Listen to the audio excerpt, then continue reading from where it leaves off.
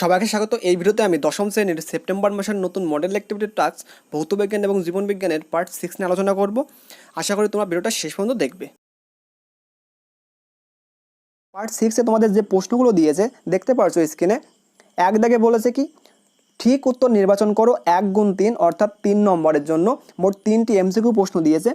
1.1-এর যে প্রশ্নটা আছে, যে গ্যাসের বাষ্প ঘনত্ব অক্সিজেন সাপেক্ষে 2 তার গ্রাম আণবিক গুরুত্ব হলো। এক্ষেত্রে 4টি অপশন আছে, সঠিক উত্তর হয়ে যাবে একদম লাস্টের অপশন অর্থাৎ 64 গ্রাম পার মোল। আমি উত্তরটা লাল কালি দিয়ে টাইপ করেছি, তোমরা দেখে নাও একটু, এবং উত্তরটা ঠিক এইভাবে লিখে নেবে, ঠিক আছে? 64 গ্রাম পার মোল। একটা জিনিস খেয়াল করো, অনেকের মনে সন্দেহ হতে পারে এখানে 4 গ্রাম পার মোল হলো না কেন।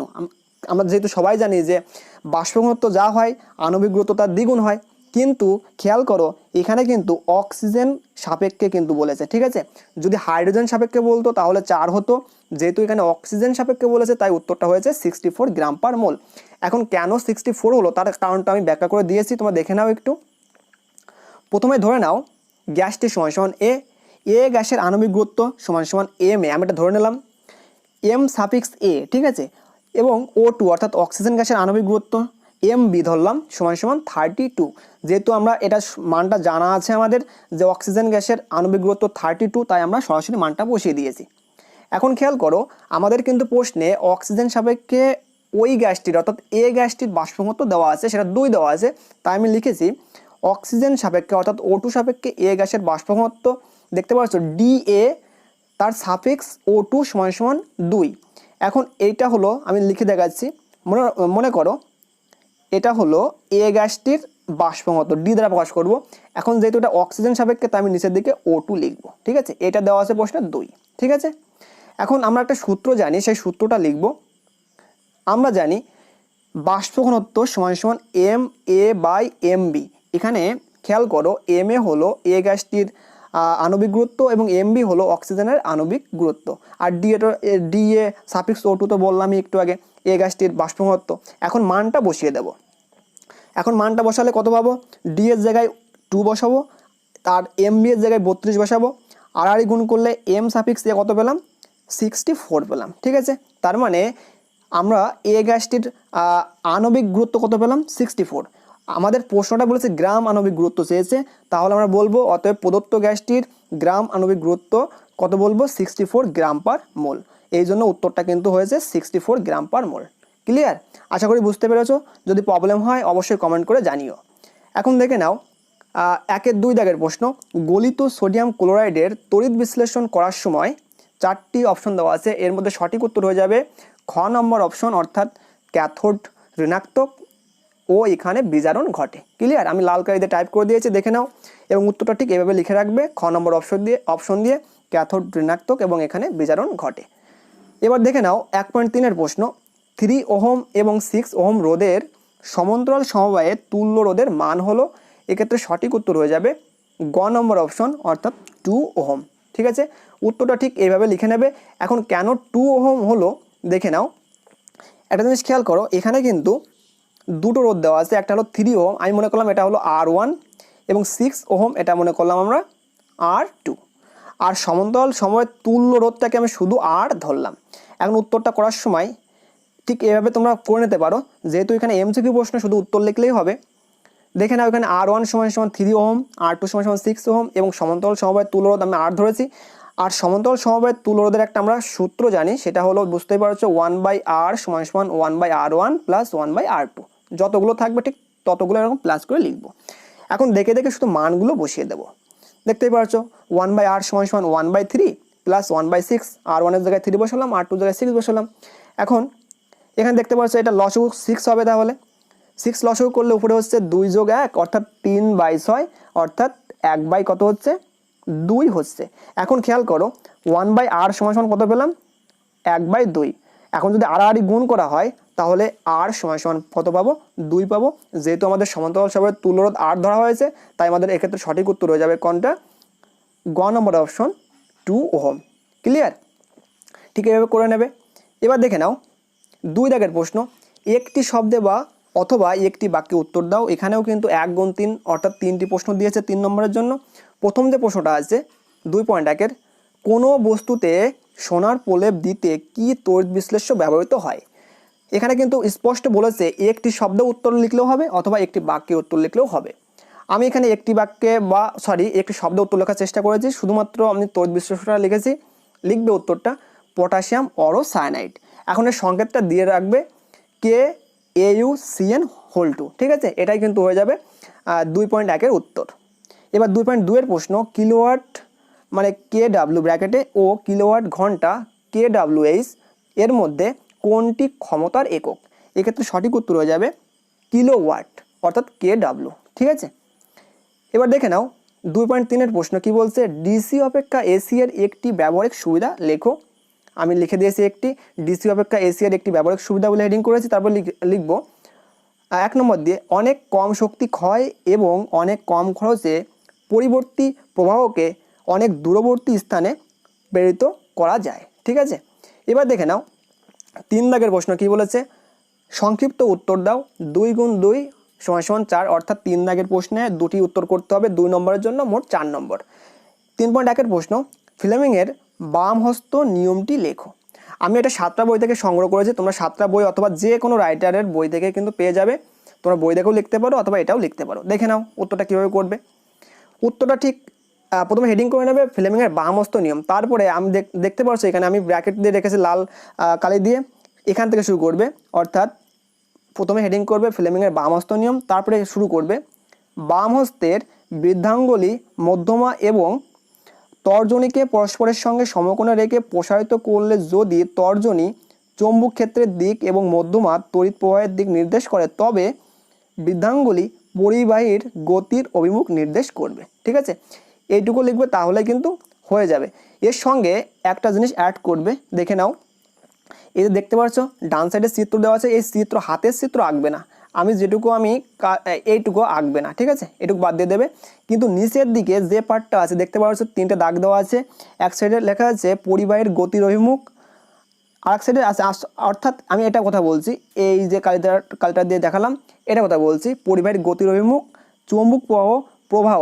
এইটা কিন্তু যখন সূত্রটা লিখবে তার নিচের দিকে এই চিত্রটা এঁকে মানে ওইটা লিখে 3টে দাগ দিয়ে যা যা লেখা আছে ওটা লিখে দেবে, তাহলে কিন্তু একদম পারফেক্ট হবে। বুঝতে পারলে? এবার দেখে নাও 3.2-এর একটা অঙ্ক দিয়েছে, অর্থাৎ গাণিতিক সমস্যা দিয়েছে। কি বলছে, 50 গ্রাম ক্যালসিয়াম কার্বনেটের পূর্ণ বিয়োজনে কত গ্রাম কার্বন ডাই অক্সাইড গ্যাস পাওয়া যাবে তা নির্ণয় করো। আর বলা আছে ক্যালসিয়াম = 40, কার্বন = 12, অক্সিজেন = 16। এখন কীভাবে করতে হবে দেখে নাও। প্রথমে হেডিং করে নেব বিক্রিয়ার সমীকরণ, দেখতে পাচ্ছো। তারপরে আমরা লিখব বিক্রিয়াটা কি বলেছে, ক্যালসিয়াম কার্বনেট যার সংকেত হলো CaCO3। আমরা সবাই জানি ক্যালসিয়াম কার্বনেট বিক্রিয়া করে কি উৎপন্ন করে, ক্যালসিয়াম অক্সাইড অর্থাৎ চুন উৎপন্ন করে, প্লাস CO2 অর্থাৎ কার্বন ডাই অক্সাইড গ্যাস উৎপন্ন করে।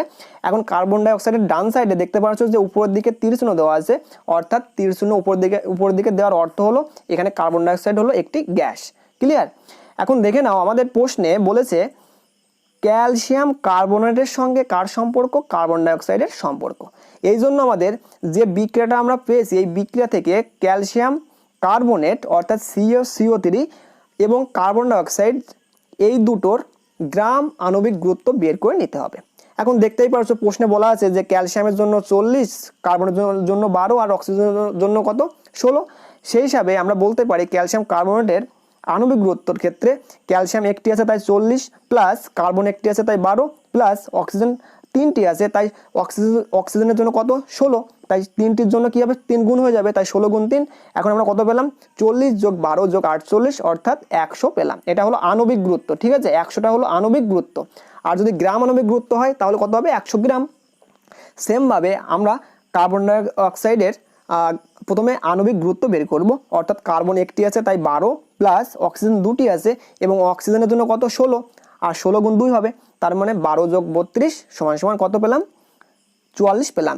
এই 44 হলো আণবিক গুরুত্ব। আর গ্রাম আণবিক গুরুত্ব কত হবে 44 গ্রাম। আমরা শুধুমাত্র অঙ্ক করার সময় গ্রাম আণবিক গুরুত্বটা সরাসরি ব্যবহার করব, ঠিক আছে? অতএব আমরা বলতে পারি, খেয়াল করো তো এখানে এই যে 100 গ্রাম ক্যালসিয়াম কার্বনেট যখন উৎপন্ন হলো তখন কত গ্রাম গ্যাস উৎপন্ন হলো 44 গ্রাম। সেই হিসাবে আমরা বলতে পারবো যে অতএব 100 গ্রাম ক্যালসিয়াম কার্বনেট অর্থাৎ CaCO3 থেকে CO2 পাওয়া যায়, এখানে CO2 এটা হলো গ্যাস বলতে পারো, সাইডে লিখতে পারো CO2 গ্যাস পাওয়া যায় কত গ্রাম, 44 গ্রাম, তাই লিখেছি এখানে। ঐকিক নিয়মের মতো 1 গ্রাম ক্যালসিয়াম কার্বনেট থেকে CO2 পাওয়া যায়, তাহলে 44 বাই কত হবে 100 গ্রাম। আর আমাদের প্রশ্নে কত গ্রাম বলেছে, প্রশ্নে বলেছে 50 গ্রাম ক্যালসিয়াম কার্বনেট, অতএব বলতে পারবো 50 গ্রাম ক্যালসিয়াম কার্বনেট থেকে CO2 অর্থাৎ কার্বন ডাইঅক্সাইড পাওয়া যায়, তাহলে 50টা উপরে গুণ হয়ে যাবে, 44 গুণ 50 বাই 100 গ্রাম। তাহলে আমি 50কে 100 দ্বারা, 50 আর 100 কাটাকাটি করলে কত পাবো, নিচে 2 পাবো, আর 2 দিয়ে 44কে কাটলে উপরে কত পাবো 22 পাবো, অর্থাৎ আমরা পেলাম কত 22 গ্রাম। অতএব নির্ণয় 22 গ্রাম CO2 গ্যাস পাওয়া যাবে। এটাই কিন্তু হয়ে যাবে আমাদের 3.2 এর সঠিক উত্তর। আশা করি বুঝতে পেরেছো, যদি না বোঝো অবশ্যই কমেন্ট করে জানিও। এবার দেখে নাও 4 দাগের প্রশ্ন কি বলেছে, নিচের প্রশ্নটির উত্তর দাও। কি বলছে, 3 গুণ 1 সমান সমান 3, অর্থাৎ এটা এর জন্য 3 নম্বর দেওয়া হবে। 4.1 যে প্রশ্নটা আছে, দুটি ধাতব তারের দৈর্ঘ্যের অনুপাত 2:1, ব্যাসার্ধের অনুপাত 1:2, রোধাঙ্কের অনুপাত 3:4 হলে তার দুটির রোধের অনুপাত কত হবে তা নির্ণয় করো। খুবই ভালো একটা অঙ্ক, আমি ডিটেলসে করে দিয়েছি, দেখে নাও। তার আগে আমি একটা কথা বলবো, দেখে নাও তো কি কি দেওয়া আছে। এখানে দেওয়া আছে হলো দৈর্ঘ্যের অনুপাত 2:1, আমরা দৈর্ঘ্যকে L দ্বারা প্রকাশ করি। এখন যেহেতু দুটি তার, তাই আমি L1 আর L2 ধরে নেব, এবং তাদের অনুপাত কত বলা আছে 2:1। ব্যাসার্ধের অনুপাত বলা আছে কত 1:2, যেহেতু দুটি ধাতব তার তাই প্রথমটির আমি ব্যাসার্ধ R1 ধরবো, পরেরটির ব্যাসার্ধ R2 ধরবো, এবং এদের অনুপাতের কত দেওয়া আছে 1:2। রোধাঙ্কের অনুপাত দেওয়া আছে 3:4, অর্থাৎ রোধাঙ্ককে আমরা রো দ্বারা প্রকাশ করি, তার মানে ρ1 এবং ρ2 ধরে নেব, এবং তার দুটির রোধের অনুপাত কত, আমি রোধকে R দ্বারা প্রকাশ করি, তাই প্রথম তারের রোধ R1, দ্বিতীয় তারের রোধ আমি R2 ধরে নেব। এখন কীভাবে অঙ্কটা করতে হবে দেখে নাও। প্রথমে সুন্দর করে আমি করে দিয়েছি, এভাবে লিখে নেবে। দুই সাইডে, প্রথম সাইড বাঁ সাইডে লিখবে প্রথম তারের ক্ষেত্রে, আর ডান সাইডে লিখবে দ্বিতীয় তারের ক্ষেত্রে, তাহলে ভালো হবে, একদম স্পষ্ট বোঝা যাবে। প্রথম তারের ক্ষেত্রে কি কি ধরেছে দেখে নাও। এখানে দেখতেই পাচ্ছ, এখানে ধরি রোধ R1, ব্যাসার্ধ R1, এখানে রোধটাকে বড়তের R1 ধরবো আর ব্যাসার্ধকে ছোটতের R1 ধরবো, দৈর্ঘ্য L1 ধরবো, রোধাঙ্ক ρ1। তারপর নিচে থেকে দেখতে পাচ্ছ এখানে একটু কাটাকাটি গিয়েছে, এখানে লিখবে হলো প্রস্থচ্ছেদের ক্ষেত্রফল, ঠিক আছে, এটা হলো প্রস্থচ্ছেদের ক্ষেত্রফল, ঠিক করে লিখে নিও। এখানে কাটাকাটি গিয়েছে, প্রস্থচ্ছেদের ক্ষেত্রফল আমি A1 দ্বারা প্রকাশ করব। আর যেহেতু তারের প্রস্থচ্ছেদের ক্ষেত্রফল হলো একটি বৃত্তের ক্ষেত্রফল, আর বৃত্তের ক্ষেত্রফলের সূত্র হলো πr², আর যেহেতু এখানে প্রথম তারের ক্ষেত্রফল হবে প্রস্থচ্ছেদের, তাই আমি লিখেছি A1 সমান πr1²। আশা করি বুঝতে পেরেছো। সেমভাবে আমি ডান সাইডে লিখে রাখবো দ্বিতীয় তারের ক্ষেত্রে রোধ R2, ব্যাসার্ধ R2, মানে ছোটদের R2 ধরবো ব্যাসার্ধ, দৈর্ঘ্য L2, রোধাঙ্ক ρ2। এই যে চিহ্নটা দেখতে পাচ্ছ এটা হলো রো চিহ্ন, ঠিক আছে, এটা হলো ρ2 অর্থাৎ দ্বিতীয় তারের রোধাঙ্ক। তারপরে সেমভাবে এই যে এখানে দেখতে পাচ্ছ, এখানে প্রস্থচ্ছেদের ক্ষেত্রফল A2 সমান πr2², যেহেতু এটাও একটা বৃত্তের প্রস্থচ্ছেদের ক্ষেত্রফল একটা বৃত্ত হয়, তাই আমরা লিখবো A2 সমান πr2²। আশা করি বুঝতে পেরেছো। এখন আমাদের অনেকগুলো মানে শর্ত মতে লিখতে হবে। প্রথম শর্তে প্রশ্নে খেয়াল করো, দেখতে পাবে যে দৈর্ঘ্যের অনুপাত দেওয়া আছে 2:1, তাই লিখেছি প্রথম শর্তে L1:L2 সমান 2:1 এর দেওয়া আছে, আমি এটাকে বাই আকারে লিখবো, অতএব L1/L2 সমান 2/1 বলতে পারি। দ্বিতীয় শর্তে কিসের অনুপাত দেওয়া আছে, ব্যাসার্ধের অনুপাত, তাই আমি বলবো R1:R2 সমান 1:2, এটা প্রশ্নে বলাই আছে, আর আমি এটাকে বাই আকারে লিখবো R1/R2 সমান 1/2। আমাদের এটা যখন করব তখন আমাদের এটাকে R2 আর বাই R1 করে রাখতে হবে, এই জন্য আমি উল্টে দিয়েছি, উল্টো মানটা বের করে রেখেছি, অর্থাৎ R2/R1 সমান 2/1 বলতেই পারি। এটা আমার প্রশ্নের সুবিধার জন্য আমি এটা আগে থেকে করে নিয়েছি, তোমরাও করে নেবে, তাহলে ভালো হবে। তৃতীয় শর্তে বলা আছে রোধাঙ্কের অনুপাত, যেহেতু রোধাঙ্ককে রো দ্বারা প্রকাশ করা হয়, তাই আমাদের বলতে পারবো ρ1:ρ2 সমান 3:4, এটাকে বাই আকারে লিখলে কত পাবো, ρ1/ρ2 সমান 3/4। এখন আমরা এই রোধাঙ্ক, দৈর্ঘ্য এবং ক্ষেত্রফলের মধ্যে একটা সম্পর্ক জানি, সেই সম্পর্কটা হলো দেখতেই পাচ্ছ এখানে R সমান ρ×L/A, ঠিক আছে। এখানে রোটাও তো সব কিছু মানটা আমি বলে দিয়েছি, রোধাঙ্ক, L হলো দৈর্ঘ্য, A হলো ক্ষেত্রফল, প্রস্থচ্ছেদের ক্ষেত্রফল, এবং R হলো রোধ, ঠিক আছে। এখন আমাদের ধাতব তার হলো দুটি, এই জন্য আমরা লিখবো প্রথম তারের রোধ R1 সমান সব কিছু সেম থাকবে, শুধু আমি R1 লিখবো, রোজ জায়গায় ρ1 লিখবো, এল এর জায়গায় L1 লিখবো, এর জায়গায় A1 লিখবো। সেমভাবে দ্বিতীয় তারের রোধ R2 সমান সমান ρ2 ইন্টু L2 বাই A2 ধরবো। আমি প্রথমটাকে 1 নং সমীকরণ, পরটাকে 2 নং সমীকরণ দিয়ে রাখবো।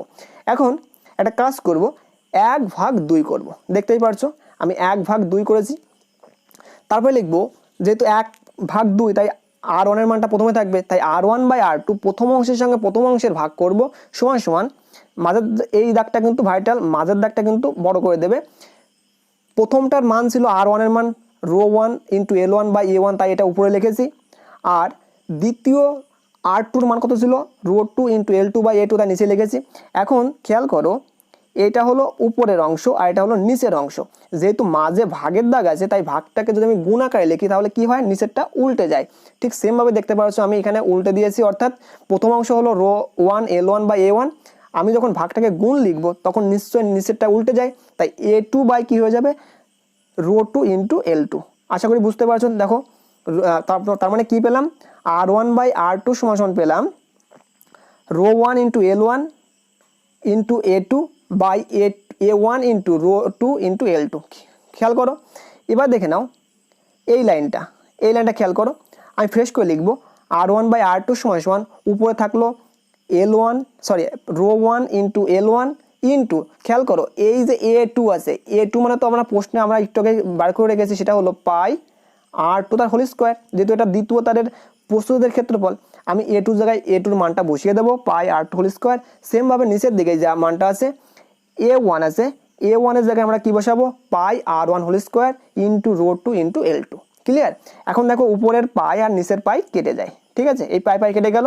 তার মানে এখন ফ্রেশ করে আমরা লিখবো উপরের ρ1 বাই ρ2, সিম্পলভাবে আমরা সাজিয়ে লিখলাম ρ1 by ρ2 into L1 by L2 লিখতে পারি, ইন্টু খেয়াল করো উপরের R2 স্কোয়ার নিচের R1 স্কোয়ার, যেহেতু এটা হোল স্কোয়ার আকারে আছে তাই আমি বলতে পারি R2 বাই R1 তার হোল স্কোয়ার।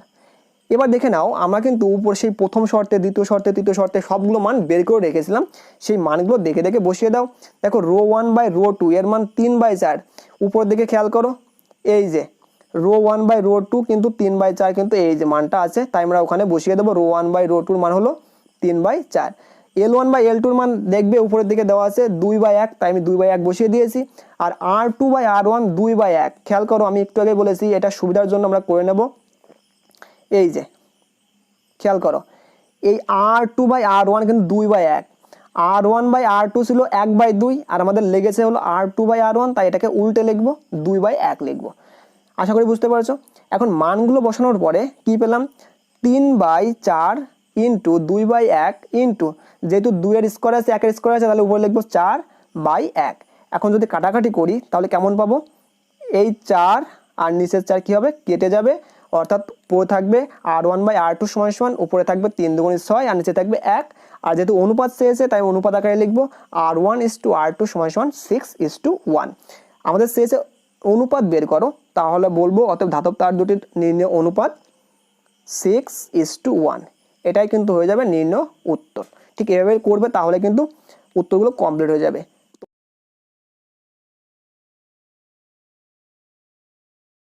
তোমরা স্ক্রিনে দেখতেই পারছো, এক দাগে কি বলেছে, প্রতিটি প্রশ্নের সঠিক উত্তরটি নির্বাচন করে তার ক্রমিক সংখ্যা সহ বাক্যটি সম্পূর্ণ করে লেখো 1 × 3 = 3। অর্থাৎ তোমাদের কিন্তু এবার নাম্বার বিভাজন করে দিয়েছে, তোমাদের এমসিকিউ মোট 3টি দিয়েছে এক দাগে, দেখতেই পারছো, এবং বাক্যটি সম্পূর্ণ বাক্যে লিখতে বলেছে। 1.1 এর প্রশ্ন, নিচের যে জোড়টি সঠিক নয় তা নির্বাচন করো। 4টি অপশন দেওয়া আছে, এর মধ্যে সঠিক উত্তর হয়ে যাবে গ নম্বর অপশন, প্লাসমোডিয়াম পুনরুৎপাদন। তোমাদের উত্তরটা আমি লাল কালি দিয়ে টাইপ করে দিয়েছি, তোমরা এভাবে লিখে নেবে। এখন উত্তরটা যেহেতু পূর্ণ বাক্যে লিখতে বলেছে, তোমরা অবশ্যই পূর্ণ বাক্যে লিখবে। দেখে নাও উত্তর, যে জোড়টি সঠিক নয় তা হলো গ নম্বর অপশন দিয়ে লিখবে প্লাসমোডিয়াম পুনরুৎপাদন। ক্লিয়ার? এভাবে লিখবে তাহলে হয়ে যাবে। তারপরে 1.2 এর যে এমসিকিউ দিয়েছে, নিচের যে দুটি জিনোটাইপ গিনিপিগের কালো ও মসৃণ ফিনোটাইপের জন্য দায়ী তা চিহ্নিত করো। এখানে 4টি অপশন দেওয়া আছে, এর মধ্যে সঠিক উত্তর হয়ে যাবে খ নম্বর অপশন, অর্থাৎ ক্যাপিটাল BB স্মল RR ও ক্যাপিটাল B স্মল BRR। ঠিক আছে, অর্থাৎ খ নম্বর অপশন সঠিক উত্তর হয়ে যাবে। এবং উত্তরটা ঠিক পূর্ণবাক্যে লিখবে এইভাবে, খ নম্বর অপশন দিয়ে লিখবে তারপর উত্তরটা লিখবে এইভাবে, তারপর লিখবে এই দুটি জিনোটাইপ গিনিপিগের কালো ও মসৃণ ফিনোটাইপের জন্য দায়ী। যেভাবে লেখা আছে এভাবে লিখে নেবে। ক্লিয়ার? এবার 1.3-এর যে এমসিকিউ আছে, স্বাভাবিক পিতা ও বর্ণান্ধতার বাহক মাতার বর্ণান্ধ কন্যা সন্তান জন্মানোর সম্ভাবনা নিরূপণ করো। এক্ষেত্রে 4টি অপশনের মধ্যে সঠিক উত্তর হয়ে যাবে ক নম্বর অপশন 0%। মনে রাখবে এখানে কিন্তু বর্ণান্ধ কন্যা সন্তান জন্মানোর কথা বলা হয়েছে, এখানে বাহক কন্যা সন্তান 25% হয়, কিন্তু বর্ণান্ধ কন্যা সন্তান 0% হয়। ঠিক আছে, কোনো বর্ণান্ধ কন্যা সন্তান জন্মগ্রহণ করে না। এক্ষেত্রে সঠিক উত্তর এই জন্য ক নম্বর অপশন 0% হয়ে যাবে। এবং উত্তরটা পূর্ণ বাক্যে ঠিক এভাবে লিখে নেবে, স্বাভাবিক পিতা ও বর্ণান্ধতার বাহক মাতার বর্ণান্ধ কন্যা সন্তান জন্মানোর সম্ভাবনা ক নম্বর অপশন দিয়ে 0%। ক্লিয়ার? এবার দেখে নাও 2 দাগের যে প্রশ্নগুলো সত্য মিথ্যা দিয়েছে। সত্য মিথ্যা তোমাদের মোট 3টি দিয়েছে, 1 গুণ 3 3 নম্বরের জন্য থাকবে। প্রথম যে সত্য মিথ্যা আছে 2.1-এর, অযৌন জননে 2টি জনেত্রী জীবের প্রয়োজন হয়। এক্ষেত্রে উত্তরটা হয়ে যাবে কি মিথ্যা। মনে রাখবে অযৌন জননে একটি মাত্র জনেত্রী জীবের প্রয়োজন হয়, এই জন্য প্রথম যে প্রশ্নটা আছে 2.1-এর উত্তরটা হয়ে যাবে মিথ্যা। 2.2-এর প্রশ্ন, সপুষ্পক উদ্ভিদে নিষেকের পর ডিম্বকটি ফলে পরিণত হয়। এক্ষেত্রে উত্তরটি হয়ে যাবে মিথ্যা। মনে রাখবে নিষেকের পর সাধারণত সপুষ্পক উদ্ভিদের ডিম্বক বীজে পরিণত হয়। ঠিক আছে, কিন্তু এক্ষেত্রে যেহেতু ফলে বলেছে, ভুল বলেছে, এই জন্য সঠিক উত্তর মিথ্যা হয়ে যাবে এক্ষেত্রে। 2.3-এর প্রশ্ন, কোন জীবের চারিত্রিক বৈশিষ্ট্যের বাহ্যিক প্রকাশকে ফিনোটাইপ বলে। এক্ষেত্রে উত্তরটা হয়ে যাবে কি সত্য। মনে রাখবে বাহ্যিক প্রকাশকে ফিনোটাইপ বলে এবং অভ্যন্তরীণ যে বৈশিষ্ট্য জিনোটাইপ তাকে কি বলা হয় জিনোটাইপ বলে। ঠিক আছে, এক্ষেত্রে আমাদের বিবৃতিটা সম্পূর্ণ সত্য আছে, এই জন্য উত্তরটা হয়ে যাবে কি সত্য। আশা করি তোমরা বুঝতে পারছো। এরপরে দেখে নাও 3 দাগের প্রশ্ন কি বলেছে, 2টি বা 3টি বাক্যে উত্তর দাও 2 গুণ 2 = 4। অর্থাৎ আমাদের 3 দাগে মোট 2টি প্রশ্ন থাকবে, 2টি প্রশ্নের জন্য 2 নম্বর করে, প্রত্যেকটার জন্য মোট 4 নম্বরের প্রশ্ন। ঠিক আছে, এখন 3.1-এর যে প্রশ্নটা আছে, নিম্নলিখিত বৈশিষ্ট্যের ভিত্তিতে অযৌন, এখানে বানানটা একটু ভুল আছে, এখানে অযৌন করে দেবে। ঠিক আছে, আকারটা কেটে দেবে। অযৌন ও যৌন জননের পার্থক্য নিরূপণ করো। বলেছে গ্যামেট উৎপাদনের এটার উপর ভিত্তি করে পার্থক্য লিখতে হবে। আর একটা বলেছে মাইটোসিস বা মিওসিসের উপর নির্ভরতা। এই দুটি পার্থক্য করতে হবে এই দুটো বৈশিষ্ট্যের উপর ভিত্তি করে। এখন দেখে না উত্তরটা একটি কীভাবে লিখবে। প্রথমে হেডিং করে নেবে অযৌন ও যৌন জননের মধ্যে পার্থক্য, তারপরে একটা টেবিল করবে, টেবিলে প্রথমে লিখবে বিষয়, অযৌন জনন, যৌন জনন। বিষয়ের মধ্যে প্রথম বিষয়টা হবে হলো গ্যামেট উৎপাদন, এবং পার্থক্যের মধ্যে লিখবে অযৌন জননে গ্যামেট উৎপাদন হয় না, আর যৌন জননের ক্ষেত্রে লিখবে যৌন জননে গ্যামেট উৎপাদন হয়, এই জননে পুংগ্যামেট ও স্ত্রী গ্যামেট সৃষ্টি হয়। এর পরের বিষয়টা হলো মাইটোসিস বা মিওসিসের উপর নির্ভরতা। এক্ষেত্রে পার্থক্যগুলোর মধ্যে লিখবে এই প্রকার জননে কেবল মাইটোসিস কোষ বিভাজন ঘটে, আর যৌন জননের ক্ষেত্রে লিখবে এই প্রকার জননে গ্যামেট উৎপাদনকালে মিওসিস এবং জাইগোট থেকে অপত্য জীব উৎপাদনকালে মাইটোসিস কোষ বিভাজন ঘটে। ক্লিয়ার? এইভাবে পার্থক্যটা করে নেবে, তাহলে কিন্তু তোমাদের 3.1-এর উত্তরটা কমপ্লিট হয়ে যাবে। এখন দেখে নাও 3.2-এর যে প্রশ্নটা বলেছে, মাইক্রো প্রোপাগেশন পদ্ধতিতে কিভাবে প্লান্টলেট সৃষ্টি করা হয় তা একটি রেখাচিত্রের সাহায্যে দেখাও। আমি উত্তরটা ঠিক করে দিয়েছি, তোমরা রেখাচিত্রটা এভাবেও করতে পারো, অথবা তোমাদের বইয়ে ঠিক যেভাবে আছে সেভাবে লিখলেও হবে। আমি ঠিক যেভাবে করেছি দেখে নাও। প্রদত্ত রেখাচিত্রটি নিম্নরূপ, আমি একটা হেডিং করে নিয়েছি, তারপরে লিখবে উদ্ভিদের পাতা, নিচের দিকে আরও দেবে কলা নমুনা, আবার অ্যারো দেবে কর্ষণ মাধ্যমে কলা নমুনা, আবার অ্যারো দেবে নিচের দিকে কেলাস গঠন, আবার অ্যারো দেবে অ্যামব্রিয়য়েড গঠন, আবার অ্যারো দেবে, এবং লাস্টে লিখবে প্লান্টলেট গঠন। ঠিক আছে, এভাবে করলে নাম্বার ফুল নাম্বার বেশি পাওয়া যায়। ঠিক আছে, এইভাবে সাধারণত উচ্চ ক্লাসে থাকে, তাই তোমরা এইভাবে করবে, তাহলে নাম্বারটা ফুল পাবে। এবার দেখে নাও 4 দাগের যে প্রশ্নটা আছে, নিচের প্রশ্নটির উত্তর দাও। 4.1-এর একটা বড় প্রশ্ন দিয়েছে, মোট 5 নম্বরের 3 যোগ 2 আছে এখানে। একটি বিশুদ্ধ হলুদ ও গোল বীজযুক্ত মটর গাছের সঙ্গে একটি বিশুদ্ধ সবুজ ও কুঞ্চিত বীজযুক্ত মটর গাছের সংকরণের ফলাফল F2 জনু পর্যন্ত চেকার বোর্ডের সাহায্যে দেখাও। ঠিক আছে, একটা বড় প্রশ্ন, এটুকুর জন্য 3 নম্বর। এই সংকরণ থেকে বংশগতির যে সূত্রটি পাওয়া যায় তা বিবৃতি করো। এই উত্তরটা করার আগে তোমাদের একটু বলে রাখি, আমি এই উত্তরটা 7টা বই থেকে সংগ্রহ করেছি। যাদের 7টা প্রকাশনের বই আছে তাদের পৃষ্ঠা নম্বর হলো 82 এবং 83। ঠিক আছে, তারা এই উত্তরটা পেয়ে যাবে। যাদের বই 7টা বই আছে তারা বই দেখেও লিখতে পারো, অথবা আমি ঠিক যেভাবে করে দিয়েছি, বা আমি করিনি, এটা আমি 7টা বই থেকে সংগ্রহ করেছি, এখান থেকেও লিখতে পারো। ঠিক আছে, আমি এটা বিস্তারিত আলোচনা করব না, এখন এটা ব্যাখ্যা করতে গেলে অনেক টাইম লাগবে এবং ভিডিওটা অনেক বড় হয়ে যাবে, তোমাদের খারাপ লাগবে। তাই শুধুমাত্র উত্তরটা লিখে নাও, ঠিক যেভাবে আছে এভাবে লিখে নেবে। দেখে নাও, এটা হলো 82 পৃষ্ঠায় তোমরা পেয়ে যাবে, যাদের 7টা প্রকাশনের বই, ঠিক এভাবেই লিখে নেবে। বিশুদ্ধ হলুদ ও গোলাকার বীজ, এর সঙ্গে ক্রস করে কি করা হবে, বিশুদ্ধ সবুজ ও কুঞ্চিত বীজের ক্রস করা হলো। এখন যেভাবে সংকেতগুলো দেওয়া আছে ডান সাইডে অ্যারো দিয়ে যা লেখা আছে ঠিক সেভাবে লিখে নেবে, কোনো কিছু যেন ভুল না হয়, ঠিক আছে। এটা কিন্তু সুন্দর করে দেওয়া আছে। এবং এরপরে এই পৃষ্ঠাটা করার পরে এর সঙ্গে আরেকটা পৃষ্ঠা আছে, সেটা করবে। দেখে নাও, এটা হলো প্রথম পৃষ্ঠা। এরপরে 83তে আরেকটা পৃষ্ঠা আছে, এটা কিন্তু তারপরেই করতে হবে, ঠিক এভাবেই করে নেবে। দেখতে পাচ্ছ বা সাইডে পুংগ্যামেট, উপর দিকে স্ত্রী গ্যামেট এবং ডান সাইডে F2 বা ব্র্যাকেটের মধ্যে আছে দ্বিতীয় অপত্য যৌন, ঠিক আছে। ঠিক যেভাবে লেখা আছে এইভাবেই লিখে নেবে, তাহলে কমপ্লিট হয়ে যাবে। যেহেতু এটা 3 নম্বরের প্রশ্ন, একটা বড় প্রশ্ন। দেখে নাও, এর সঙ্গে আরেকটা প্রশ্ন দিয়েছিল, দেখতে পাচ্ছ যে এই সংকলন থেকে বংশগতির যে সূত্রটি পাওয়া যায় তা বিবৃতি করতে বলেছে 2 নম্বরের জন্য। মনে রাখবে এটা হলো মেন্ডেলের দ্বিসংকর জনন পরীক্ষা। আর দ্বিসংকর জনন পরীক্ষা থেকে আমরা সবাই জানি যে স্বাধীন বিন্যাস সূত্র বা স্বাধীন সঞ্চালন সূত্রটা পাওয়া যায়। তাই আমি দ্বিতীয় পাঠের উত্তরটা কীভাবে করেছি দেখে নাও, এটাও আমি 7টা বই থেকেই সংগ্রহ করেছি। প্রথমে লিখে নেবে দ্বিতীয় পাঠের উত্তর করার সময়, এই দ্বিসংকর জননের সংকরণ থেকে বংশগতির স্বাধীন সঞ্চারণ সূত্রটি পাওয়া যায়, বা এখানে স্বাধীন বিন্যাস সূত্রটিও লিখতে পারো, কোনো প্রবলেম নেই। এই যে সূত্রটা বিবৃতি করতে বলেছে, দেখে নাও এটা 85 পৃষ্ঠায় পেয়ে যাবে, যাদের 7টা প্রকাশনী বই আছে। এখানে স্বাধীন সঞ্চালন সূত্র বলে হেডিং করবে, তারপরে যা আছে তাই লিখে নেবে। কোনো জীবের 2 বা ততোধিক যুগ্ম বিপরীতধর্মী বৈশিষ্ট্যগুলি জনিত্রী যৌন থেকে অপত্য যৌনতে সঞ্চারিত হওয়ার সময় একত্রিত হলেও শুধুমাত্র গ্যামেট গঠনকালে এরা যে পরস্পর থেকে পৃথক হয় তাই নয়, উপরন্তু প্রত্যেকটি বৈশিষ্ট্য স্বাধীনভাবে যে কোনো বিপরীত বৈশিষ্ট্যের সঙ্গে সম্ভাব্য সকল প্রকার সমন্বয়ে সঞ্চারিত হয়, ঠিক আছে।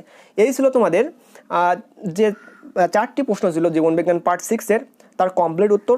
প্রত্যেকটা উত্তর একদম সঠিক আছে, কোনো ভুল নেই। আশা করি তোমাদের ভিডিওটা ভালো লেগেছে। যদি ভালো লাগে তাহলে লাইক কমেন্ট করো, আর যদি খারাপ লাগে অবশ্যই কমেন্ট করে জানিও।